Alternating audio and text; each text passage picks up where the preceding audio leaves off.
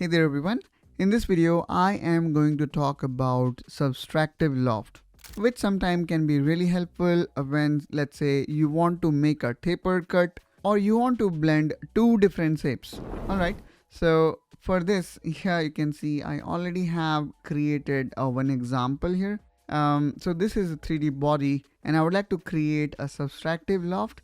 So for that, I need to create a different sections. The first section here you can see I have created is the following slot, and then the second sketch here is in the center, which we can see by changing the view type. So here probably I need to change the view type to, let's say, wireframe, and now I can see my second sketch. And for those who want to create even third and fourth, they also can do that. For that, all they need to do is maybe they can create a new datum plane, and then that's how one can create. Now, just to show you how the sketches are being created, I would say those are pretty straightforward. And what I'm going to do here is I am going to create the last sketch.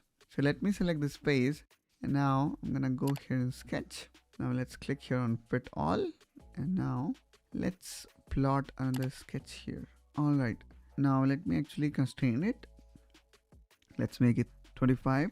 Now let's exit. So here we have got these three different shapes, and then you can see, let me actually again make it in hidden mode. There are three different shapes. One of course are same, but again dimensionally the circle is different and that circle is different.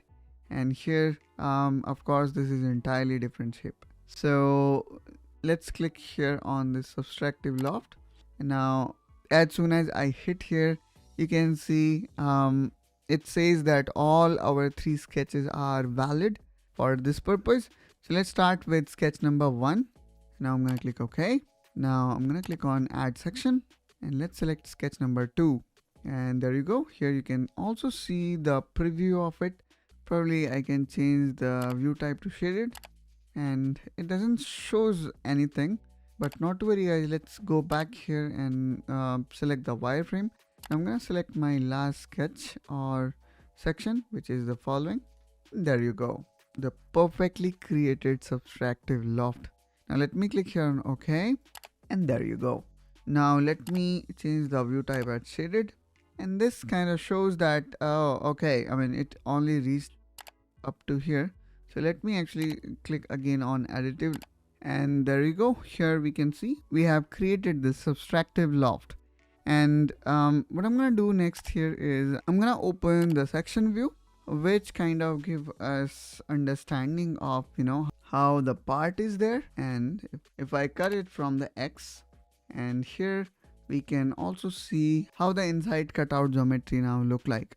Three different sketches blend together to form this path. So that's how guys you can utilize the power of Subtractive Loft inside FreeCAD.